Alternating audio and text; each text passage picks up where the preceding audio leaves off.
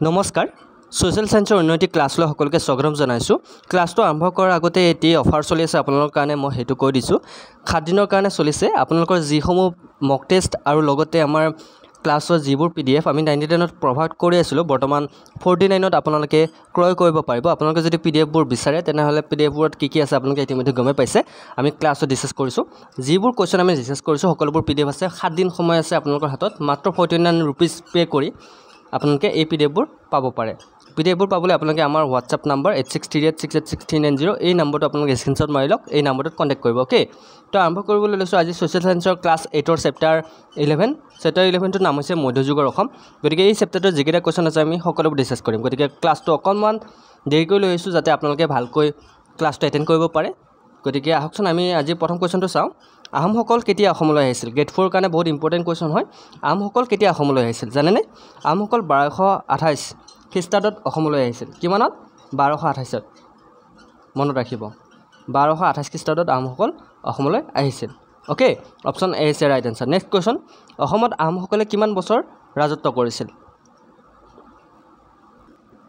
অসমত আহোমসকল কিমান বছৰ ৰাজত্ব কৰিছিল আমি সকলোৱে জানো মুখমুখে আছে আমাৰ 600 বছৰ আহোমসকলে অসমত ৰাজত্ব কৰিছিল 600 years okay next question Ahom ৰাজ্যৰ প্ৰতিষ্ঠাতা কোন আছিল কোনে আহোম ৰাজ্য প্ৰতিষ্ঠা কৰিছিল প্ৰায় এটো কোৱেশ্চন পৰীক্ষাত আহি থাকে গেট 4 টো আহিবই 100% কমন আহোম ৰাজ্য কোনে প্ৰতিষ্ঠা কৰিছিল আহোম ৰাজ্য প্ৰতিষ্ঠা কৰিছিল স্বৰ্গদেউ চুকাফা ওকে স্বৰ্গদেউ চুকাফা আছিল আহোমৰ প্ৰথম শাসক প্ৰথম ৰজা মনত ৰাখিব চুকাফা নেক্সট কোৱেশ্চন চুকাফাৰ পাছত আহোম ৰাজবংশৰ কিমান জন ৰজাই ৰাজত্ব কৰিছিল চুকাফাৰ পাছত আহোম ৰাজবংশ কিমান জন ৰজাই ৰাজত্ব কৰিছিল কমেন্ট কৰকচোন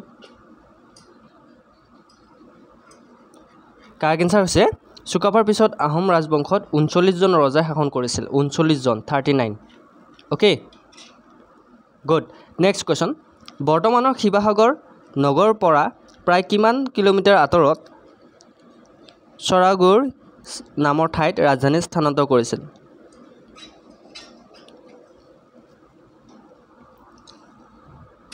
কাৰেক্ট আনসাৰ হৈছে 19 কিলোমিটাৰ ওকে নেক্সট কোৱেশ্চনটো লাইছো হিন্দু নাম কোনে গ্ৰহণ কৰিছিল হিন্দু নাম কোনে গ্ৰহণ কৰিছিল এটো কোৱেশ্চন প্ৰায় আহি থাকে আমসকল হিন্দু নামৰ ওপৰত মই এটা অলৰেডি ভিডিও বনাই থৈ দিছো হিন্দু নাম কোনে গ্ৰহণ কৰিছিল হিন্দু নাম গ্ৰহণ কৰিছিল স্বৰ্গদেউ নাৰায়ণে ওকে নেক্সট কোৱেশ্চন স্বৰ্গদেউ চুকাফা কেতিয়া স্বৰ্গীয় হয় মানে তেখেত কেতিয়া ঢুকাইছিল কোন চনত কাৰেক্ট আনসাৰটো হৈছে 1268 খ্ৰীষ্টাব্দত ওকে 1268 নেক্সট কোৱেশ্চন আহোম শাসনৰ সংকট কাল কেতিয়া আছিল আহোম শাসকসকলৰ সংকট কাল বুলিলে কোনখিনি সময়ক জনা যায় কাৰেক্ট আনসাৰ হৈছে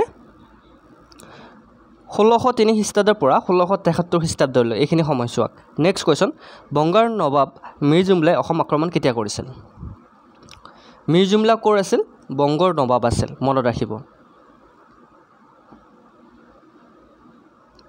কাৰেক্ট আনসাৰ হৈছে 1665 খ্ৰীষ্টাব্দত ওকে নেক্সট কোৱেশ্চন কিমান খ্ৰীষ্টাব্দত মিৰ জুমলাৰ লগত আহোমৰ সন্ধি হয় মিৰ জুমলাৰ লগত আহোমসকলৰ এখন চুক্তি হৈছিল সেইখন সন্ধি বুলি কোৱা হয় কিমান চনত হৈছিল কাৰেক্ট আনসাৰটো হৈছে 1663 খ্ৰীষ্টাব্দত নেক্সট কোৱেশ্চন শৰাইঘাটৰ যুদ্ধ কিমান খ্ৰীষ্টাব্দত হৈছিল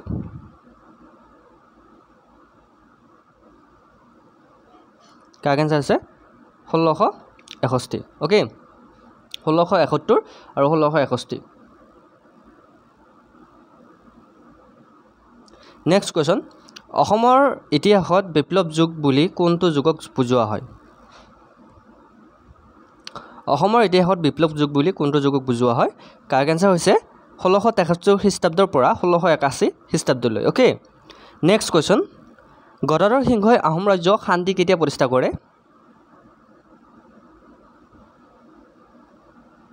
কাৰেক্ট আনসাৰ হৈছে 1682 খ্ৰীষ্টাব্দত ওকে 1682 খ্ৰীষ্টাব্দত নেক্সট কোৱেশ্চন স্বৰ্গদেউ চুকাফাই ক'ত ৰাজধানী পাতিছিল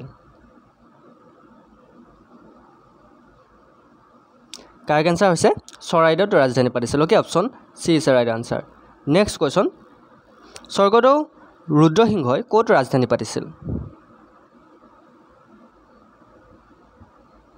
কাৰেক্ট এনসাৰ হৈছে যোৰহাটত ওকে নেক্সট কোৱেশ্চন আহোম ৰাজ্যৰ পতন কেতিয়াৰ পৰা আৰম্ভ কৰা হয়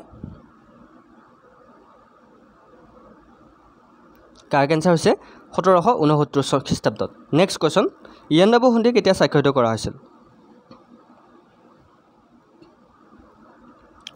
কাৰেক্ট এনসাৰ হৈছে 1826 চনৰ 24 ফেব্ৰুৱাৰীত মনত ৰাখিব চনটো নেক্সট কোৱেশ্চন স্বৰ্গদেউ ৰুদ্ৰসিংহই ক'ত ৰাজধানী পাতিছিল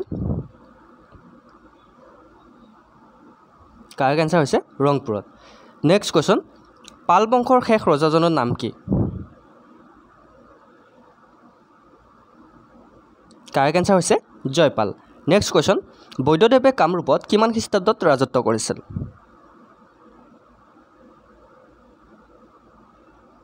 কাৰেক্ট এনসাৰ হৈছে 1140 খ্ৰীষ্টাব্দত এতিয়া আমি শৰ্ট কোৱেশ্চন কিছুমান ডিসকাস কৰিম যি পাঠটোৰ পৰা উলিয়াবলগীয়া কোৱেশ্চন আমি উলিয়াইছো ওকে কিমান শতিকাত আহোমসকল অসমলৈ আহিছিল আমি সকলোৱে জানো খ্ৰীষ্টীয় ত্ৰয়োদশ শতিকাত আহোমসকল অসমলৈ আহিছিল অসম বুৰঞ্জীৰ মধ্যযুগ কোনটো সময়ছোৱাক কোৱা হয় খ্ৰীষ্টীয় ত্ৰয়োদশ শতিকাৰ পৰা 19বিংশ শতিকাৰ আগভাগৰ সময়ছোৱাক অসম বুৰঞ্জীৰ মধ্যযুগ বুলি কোৱা হয় সোৱণশিৰি আৰু দিচাঙৰ ঠাইখিনিত কোনে ৰাজত্ব কৰিছিল সোৱণশিৰি আৰু দিচাঙৰ ঠাইখিনিত চুতীয়াসকলে ৰাজত্ব কৰিছিল দিখৌ নৈৰ পৰা কলং নৈলৈকে বিস্তৃত ভাগখন কাৰ ৰাজ্যৰ অন্তৰ্গত আছিল দিখৌ নৈৰ পৰা কলং নৈলৈকে বিস্তৃত ভূভাগখন কছাৰী ৰাজ্যৰ অন্তৰ্গত আছিল কিমান খ্ৰীষ্টাব্দত আহোমসকলে অসমলৈ আহিছিল 1228 খ্ৰীষ্টাব্দত আহোমসকল অসমত কিমান বছৰ ৰাজত্ব কৰিছিল আমি অলৰেডি ডিসকাস কৰিছো 600 বছৰ আহোম ৰাজ্যৰ প্ৰতিষ্ঠাতা কোন আছিল স্বৰ্গদেউ চুকাফা কোনটো পৰ্বত অতিক্ৰম কৰি অসমত প্ৰৱেশ কৰিছিল পাটকাই পৰ্বত অতিক্ৰম কৰি স্বৰ্গদেউ চুকাফা অসমত প্ৰৱেশ কৰিছিল স্বৰ্গদেউ চুকাফাই পোনপ্ৰথমে ক'ত ৰাজধানী পাতিছিল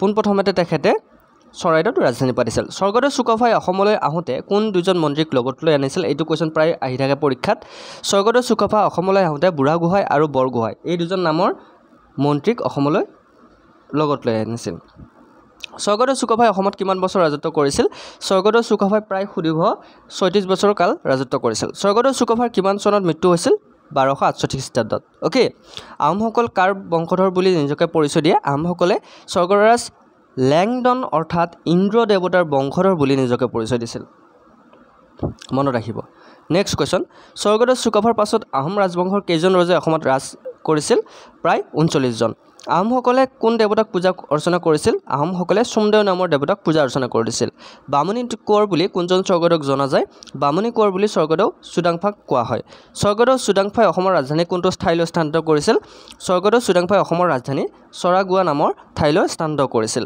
আহোমৰ চতুৰ্দশ ৰজা কোন আছিল আহোমৰ চতুৰ্দশ ৰজা আছিল স্বৰ্গদেউ চুহুংমুং দিহিঙীয়া ৰজা ফ্ৰাচেংমুং বৰগোহাঁইৰ পত্নীৰ নাম কি আছিল ফ্ৰাচেংমুং বৰগোহাঁইৰ পত্নীৰ নাম আছিল মূলা গাভৰুৱে স্বামীৰ হত্যাৰ প্ৰতিশোধ ল'বলৈ কাৰ সৈতে যুদ্ধ কৰি প্ৰাণ আহুতি দিছিল মূলা গাভৰুৱে স্বামীৰ হত্যাৰ প্ৰতিশোধ ল'বলৈ তুৰ্বক খানৰ সৈতে যুদ্ধ কৰি প্ৰাণ আহুতি দিছিল কোনজন ৰজাৰ দিনৰ পৰা আহোমসকলে আহোমৰ নামৰ লগত হিন্দু নাম গ্ৰহণ কৰিছিল স্বৰ্গদেউ চুহুংমুং দিহিঙীয়া দিনৰ পৰাই আহোমসকলে আহোমৰ নামৰ লগত হিন্দু নাম গ্ৰহণ কৰিছিল স্বৰ্গদেউ চুহুংমুং দিহিঙীয়াই গ্ৰহণ কৰা হিন্দু নাম কি আছিল স্বৰ্গদেউ চুহুংমুং দিহিঙীয়া ৰজাই গ্ৰহণ কৰা হিন্দু নাম আছিল Swarga Narayan okay next question বৰপাত্ৰ গোহাঁই পদৰ সৃষ্টি কোনে কৰিছিল স্বৰ্গদেউ চুহুংমুং দিহিঙীয়া ৰজাই বৰপাত্ৰ গোহাঁই পদৰ সৃষ্টি কৰিছিল চুতীয়া ৰাজ্য শাসন কৰিবলৈ স্বৰ্গদেৱে কাক দায়িত্ব দিছিল খৰিয়াখোৱা গোহাঁইক চুতীয়া ৰাজ্য শাসন কৰিবলৈ স্বৰ্গদেৱে দায়িত্ব দিছিল বংগৰ নবাব মীৰ জুমলাই কিমান খ্ৰীষ্টাব্দত অসম আক্ৰমণ কৰিছিল 1662 খ্ৰীষ্টাব্দত বংগৰ নবাব মীৰ জুমলাই কাৰ দিনত অসম আক্ৰমণ কৰিছিল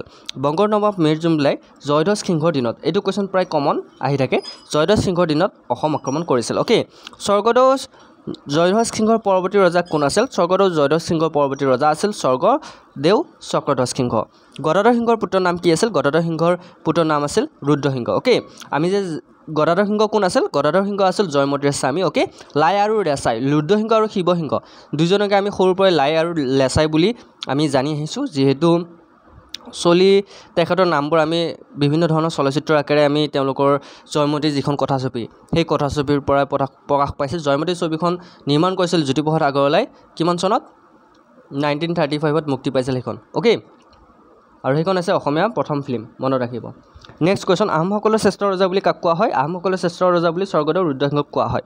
স্বৰ্গদেউ ৰুদ্ৰসিংহৰ কিমান খ্ৰীষ্টাব্দত মৃত্যু হৈছিল? 1714 খ্ৰীষ্টাব্দত। স্বৰ্গদেউ ৰুদ্ৰসিংহৰ মৃত্যুৰ পাছত আহোমৰ ৰজা কোন হৈছিল? ৰুদ্ৰসিংহৰ মৃত্যুৰ পিছত আহোমৰ ৰজা শিৱসিংহ হৈছিল, তেখেতৰ ভাতৃ। কোনজন ৰজাৰ দিনৰ পৰাই আহোম ৰাজ্যৰ পতন আৰম্ভ হৈছিল? স্বৰ্গদেউ লক্ষ্মীসিংহ ৰজাৰ দিনৰ পৰাই। কিমান খ্ৰীষ্টাব্দত ইয়াণ্ডাবু সন্ধি হৈছিল? 1826 খ্ৰীষ্টাব্দত। স্বৰ্গদেউ চুহুংমুং দিহিঙে ক'ত ৰাজধানী পাতিছিল? তেখেতে বকতাত ৰাজধানী পাতিছিল। স্বৰ্গদেউ ৰুদ্ৰসিংহই ক'ত ৰাজধানী পাতিছিল? ৰুদ্ৰসিংহই ৰংপুৰত ৰাজধানী পাতিছিল। স্বৰ্গদেউ গৌৰীনাথ সিংহই ক'ত ৰাজধানী পাতিছিল? গৌৰীনাথ সিংহই যোৰহাটত ৰাজধানী পাতিছিল। পাল বংশৰ শেষ ৰজা কোন আছিল? জয়পাল। কিমান খ্ৰীষ্টাব্দলৈ জয়পালে কামৰূপ ৰাজ্যৰ ৰাজত্ব কৰিছিল? 1100 খ্ৰীষ্টাব্দলৈ জয়পালে কামৰূপ ৰাজ্যৰ ৰাজত্ব কৰিছিল।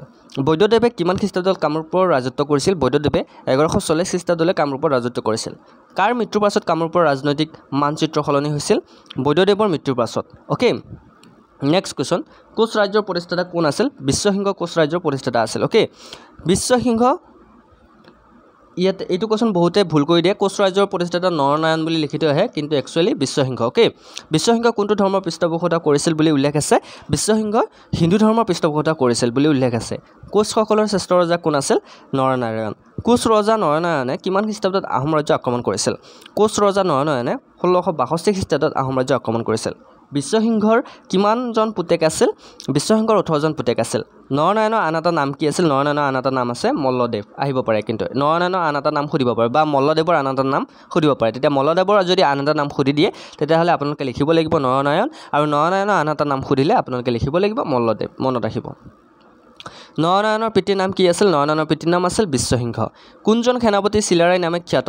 সেনাপতি শুক্লদাস চিলাৰায় নামে খ্যাত। গতিকে চিলাৰায় বহুতে বীৰ চিলাৰায় বুলি ক'লে বহুতে লাচিত বৰফুকন বুলি লিখিত আহে, কিন্তু একচুৱেলি শুক্লদাস।